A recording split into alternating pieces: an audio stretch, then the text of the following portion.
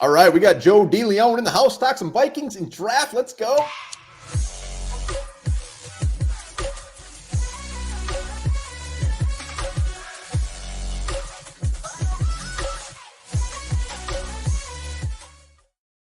All right, welcome back to Onebar and Lupagus show. I'm Onebar with Lupagus, and the man Joe D is in the house to talk some Vikings, to talk some draft analyst for Believe Network. Check it out, links all down there. Two-timer this year, which means he might sort of like us. He's back.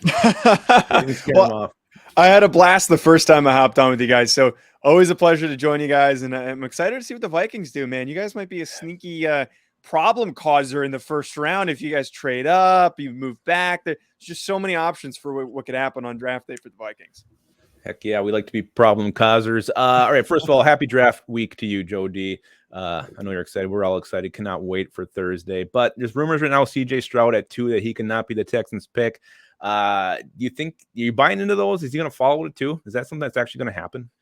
Yeah, I think that at the number 2 spot, I actually think that the Texans probably are going to go defensive player. It seems like that's what the latest buzz is. And one of the things I heard throughout this whole process from the Texans indirectly was that they weren't necessarily in love with a lot of these prospects, these quarterback prospects. And it was just always hearing the different problems they had with different guys. And I think it's kind of come to this point where they don't want to draft a guy that they're not excited about. And they're instead excited about Will Anderson or Tyree Wilson, who are the top 2 edge rushers for a lot of people in this class. I think also right now, Tyree Wilson might end up being that pick because of the power that he brings to the position, the length that he brings to the position, but we'll have to see what happens there. I think that CJ Stroud, if he does slide, it's just a bit of a miscommunication in a way of what the media perception for CJ Stroud and what the actual NFL perception of where he's good enough to go. I think there's definitely a wariness on his decision-making on the field. And one of the reasons why I still have him ranked as my number 2 quarterback. He's got great size, very natural thrower of the football, but there is a bit of a concern, I believe, for a lot of people that he struggles outside of that first read. What does he do with the football? He holds it too long. He's not willing to use his legs as often as he should. That could benefit, frankly, a team like the Vikings that push these quarterbacks back a little bit, and they could end up drafting a guy and not having to trade up if they want to find that eventual successor. Well, let's go to the trade-up scenario. Let's say the Vikings have to actually trade up into the top 5 to get one of these other quarterbacks, one of these other top 3 after Bryce Young. Is that crazy? Is it worth trading up for one of these guys, or are they panicking? I think it depends who. I wouldn't say it's a panic because at a certain point, if they've come to that spot where they don't think that Kirk Cousins is going to get them over the hump, and the fact that feels like every time they get to the playoffs, they lose and they can't get past that really good team, but elite team category. And it's frustrating. I can totally understand that. And as a Giants fan, we're slowly approaching becoming one of those teams that can't win playoff games because of the quarterback position. But I think to move up to 5 is a bit aggressive for where they are. They might have to move on from a pretty significant haul of picks. It's kind of comparable to what the Chiefs did with when they moved up to go get Patrick Mahomes, which was a pretty hefty unloading of picks that they had to do to move up into that spot to get him. But I think that if you are trying to find that successor, it makes sense. I don't think that they necessarily have to move up to the top 5. It feels like right now that if Stroud doesn't go at 2 and if the Cardinals don't move out at 3, there's going to be a lot more spacing out of the guys. They should only move up if they think that they're in love with a certain prospect and they don't want to miss out on that opportunity to pick them as far back as they are. Maybe it's moving up to 10 with the Eagles or moving up to 8 or 9 to go and get their guy. I think that's a little bit more realistic, but it can be a bit expensive to move up within the top 5 to make that selection. So, I mean, there's a lot of rumors right now, and I just want to ask you, how much of these are you buying into? I mean, just what we're hearing right now, is this all just smoke screen stuff, or is some of this actually legit?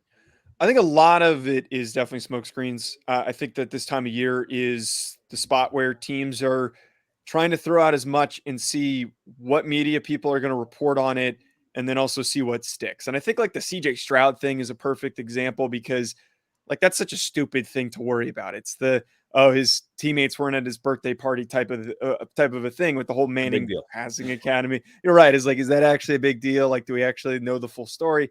But you never know. Some NFL teams might read into that. And for these teams picking around 10, like the Titans that are picking around 11, that want a quarterback and hope he falls, they're going to put that stuff out there.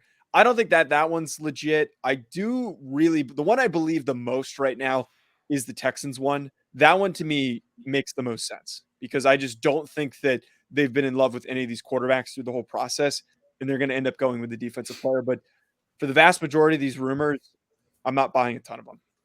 Well, it's horrifying news. I got to do something very gross on air. I made a bet with our live audience last Wednesday, so I'm in trouble. Lupagus is going to be not clothed. Wait, what was the bet that you made? He won't come back if I tell you. Maybe he'll come back more. You never know. That's a fair point. Let's move on from quarterbacks. Let's talk the top 3 cornerbacks. I don't know how you have them ranked, but we got Witherspoon, Gonzalez, and Porter Jr. Mm-hmm. Any chance one of those 3 actually makes the 23 for the Vikings? Let's go. Yeah, absolutely. I think that it's very realistic that one of those guys ends up being on the board. My top 3 ranking right now is Devin Witherspoon, Joey Porter, and then Christian Gonzalez. I don't think Witherspoon or Gonzalez make it out of the top 15. I think that they're going to be gone quite early. But Joey Porter is someone who there's just a wide range of opinions on where he ends up going. And I think with the mass and the quality of these corners and how many there are, not all of them are going to go in the top 15. There's going to be other positions that are going to be attacked because there's more scarcity. So I absolutely see, I think the most realistic one is Joey Porter to be available in the back end of the first round. I love his length. He's got really long arms, moves really well for that size that he has. The one thing to be a little wary on with him, it's a bit grabby. He gets caught grabbing guys a little bit too much. He gets away with it too, which good and bad, but it's just one thing to be a little bit careful on. I think he's got a lot of potential playing in a veteran defense like the Vikings. Could take that next step forward. But I think definitely Porter is the one who makes the most sense still being available there. So quick on Deonte Banks. Last time we talked to you, you were not overly high on Mr. Banks. Are you starting to warm up to him, or where are you feeling on him right now? Yeah, I'm actually a lot higher on Banks, and I've done a little bit more analysis on him, watched a little bit more film on him after he had such a good combine performance. And what you get with a guy like that is just really fluid, explosive athlete, such a quick athlete. I think that he's got some technical refinement that still needs to be done. But for him to be a back-end first-round pick, another player that makes sense for where the Vikings are selecting, I would keep an eye on him. These Maryland defensive backs and just athletes in general, man, they put out so many good athletes, and I think you can bank on those traits and hope that those traits pan out. But I'm certainly a lot higher on Banks, who actually stuck his way into my top 5 corners as my 5th-ranked guy. Sneaky. All right, let's talk Hendon Hooker quick. Overall, I mean, a lot of people have Vikings taking Hooker, but where the hell is this guy going to go? Is he just an absolute reach? What are your thoughts? I don't think he's a reach at all. And I think as a late first round, middle first round pick, it's not. For him to go in the top 10 is absolutely a reach. What you get with Hendon Hooker is an older prospect, an experienced prospect, but the best deep ball accuracy in the class. And I think a lot of times people say that, like, oh, he's playing this Heupel offense, that it doesn't require a lot of hard decision making. I don't look too far into that. A lot of these guys are playing in offenses that don't require a lot of comparisons to what the NFL game is requiring of them. But I think the thing with Hendon Hooker is that at the very least, he's a really good high-level backup that eventually takes that next step and starts for a team. But if he never gets there, like, I see a ceiling of what Teddy Bridgewater has done in his career, being a great spot starter as a late first round pick. But I think that Hendon has got a little bit more of that in him. It just depends on that full recovery on his knee. He's probably not going to be available right away as a rookie because of that. And his mobility is really critical for his success in the NFL. But I'm willing to take him middle end of the first round because of a lot of the stuff that he showed us and a lot of the consistencies that he showed us. Let me sneak in a quick scenario. Would you rather stay at 20, if you're the Vikings, better value, sit at 23 and take Hendon Hooker, or trade up to 10 and take Will Levis? Oh, I'm staying at 23 and taking Hendon Hooker. I do. Will Levis. I don't mind taking Will Levis in the top 10, but trading up for him, I'm out on that boat. He's just too scary for me because, like, to then double down on that risk and that bet that is taking Will Levis is just a lot of risk, a lot of risk. Like, that's enough to get you fired type of a risk. But the thing with Will Levis that I feel like the floor is a lot higher for Hendon Hooker, which is why I'm a little bit more comfortable like waiting until 23 and taking him there. But like Will Levis he's either got a really high ceiling or he's got no floor. His decision making, he makes so many head scratching decisions, and he's a 2-year starter. He's got enough snaps under his belt where he shouldn't be making the dumb decisions that he makes at times. So I'm really wary. I'm really want to be careful with him. He would benefit from getting to sit behind Kirk Cousins, but to trade up that far, to get up that high, and then to take that risk it's frightening for a team like the Vikings that could really be putting themselves in a tough spot by doing that. Would you ever consider going to Will Levis's birthday party? Man, if he's serving mayo and coffee and So, you got to no, eat the man. bananas with the peel on, absolutely not. No, I'm going to take a hard pass there. All right. Since the last time we spoke, who's someone who's fallen down your rankings quite a bit, just dropping down the board?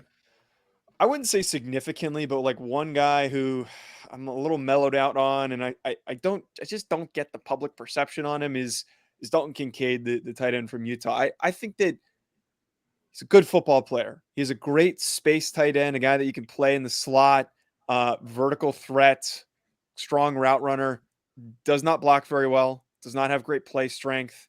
And then him not doing any testing because of his injury is concerning for me. Because like, one, what's the severity of the injury? What's his timetable to return? But I think it would have really helped him if he ran a good 40 and he had really good short area quickness numbers for his short agility testing. But we don't have anything. We don't have that info for Dalton Kincaid. So I'm a little wary on him. I think he's still going to be one of the top tight ends in this class selected wise where he goes. But I'd much rather take a shot on a Darnell Washington type. And I obviously hold Michael Mayer as my number one tight end in this class, but like I'm more willing to take that risk on a Darnell Washington who is a freakish athlete. And we know how good of an athlete he is at that 6'8", 260 plus pound frame that he brings to the position. Yeah, one thing is clear. Joe loves Michael Mayer more than Lupagus loves his own mother. True. It's true. I am a huge Michael Mayer fan, man. If anyone who follows me on Twitter or my YouTube channel, oh my God, I am an unapologetic supporter of Michael Mayer, and I will shout it from the rooftops. It's because I'm a Notre Dame fan. I'll admit the bias, but even if I wasn't a Notre Dame fan, I'd sit here and I'd support the guy because he's just such a consistent, well-rounded player. To any of our viewers watching right now, if you're not following or subscribing to Joe D, be sure you do that right now. Yeah, Matt Sims, Michael Lombardi, Daniel Jeremiah, you are making the rounds. Joe D is officially getting after it. It's going to be a quiet off season, but it's been an exciting and amazing experience so far. And again, appreciate you guys having me on, and it really means a lot to connect. And I'm sure maybe sometime after the draft we'll connect again soon. Oh, you're damn right. Yeah. Before I let you go, biggest riser. Biggest riser for me right now, I think that Tyjae Spears is somebody, the Tulane running back, who's really built a name for himself throughout this process. You just keep hearing more and more positive things. The Senior Bowl, he was just so consistent. His vision was fantastic. And then he shows up at the combine and his pro day, puts out really, really good testing numbers. The numbers that he put out there were unexpected. I think a lot of people thought he was going to be a 4.5 guy. He ends up running in the low 4.4s, which is a fantastic number for him. I think he's going to be a lock as a day 2 pick as somebody who wasn't even on many people's running back radars. He wasn't even on my running back radar before the Senior Bowl. And now I've placed him at number 4. And I think that he could be an every down running back, if not a very high end rotational running back for an offense that values these types of runners. Another quick one here. I mean, every year is that shocking pick, the pick nobody sees coming, the Clelin Ferrells, the way back, Dante Whitner early in the top 10, going way back. But any prediction? Yeah. What's going to be that shock? Everybody's like, oh my God, the holy shit pick this year. I think that's definitely Tyree Wilson that I mentioned earlier. Last year we had Trayvon Walker go first overall, and it was like, why would we take him when Aiden Hutchinson and Kayvon Thibodeau are the better players? And they both had better rookie years, which I don't think anyone was shocked by. But the appeal for Trayvon Walker was the power, the length, the flexibility, and the upside as a run defender. And then maybe if he can actualize that into a pass rusher, that all happens here with Tyree Wilson, I think. I think everyone sees this long, powerful athlete that just demolishes blockers, and they think, wow, if we can get this kid to just finish more and to get after the quarterback a little bit better and track the quarterback down a little bit better, he could be a highly productive sack guy. It might take him some time, but I think that as we've seen in the past, guys like Tyree Wilson get picked higher sometimes than a guy like Will Anderson, who has actualized his talent a little bit more, but is getting overthought because of maybe size or a dip in production this past year. But if Tyree Wilson's the second overall pick and he's the first defender off the board, do not be surprised when that happens. Well, I'm glad you mentioned over analysis. Do you think that's actually something teams do? Like, they look at these guys so many times, so much film, they start picking out things that aren't really there? I think it's a little bit of that. I think it's partially that, where you watch it, you're trying to make these final decisions, and it happens for the media too, like where we watch these guys and there's all this hype around a player at the beginning of the cycle, and then you finally watch him and then you're like, I don't know if he really fits the hype, but he's still a really good football player. The other aspect of this is that I think teams just get caught up in traits. I think teams see the traits. They might be a little bit higher on another guy, but they're like, oh, you know what? Well, let's just bank on the traits. Let's bank on the bigger, better athlete, and we'll figure it out. And he'll eventually develop into the guy that we want. The other thing too is every NFL front office and every coach thinks that they are the best at developing talent. It's almost a hubristic thing, which I understand. I mean, it's part of football, is being able to prove yourself and having confidence in yourself. And they all think that I'm the best D-line coach, best defensive coach to get the most out of this kid. I'm going to take the kid that I want to develop. And I think Tyree Wilson definitely fits that description, but I think it's a number of things that come into this factoring of the over analysis on players. All right. Last one before you go. Draft is starting right now. Who would you peg Vikings at 23? Man, I really think that it is going to be one of these corners that we discussed, and or at least one of the defensive linemen. So for me, Joey Porter's on the board. I think that Deonte Banks is on the board. I'd also pay attention to Brian Brzee and Kalijah Cansey. I think that you have to build on defense. There was some liabilities on defense. And the big thing here is that young core from a few years ago that was really good, that got you guys to the playoffs with Kirk Cousins.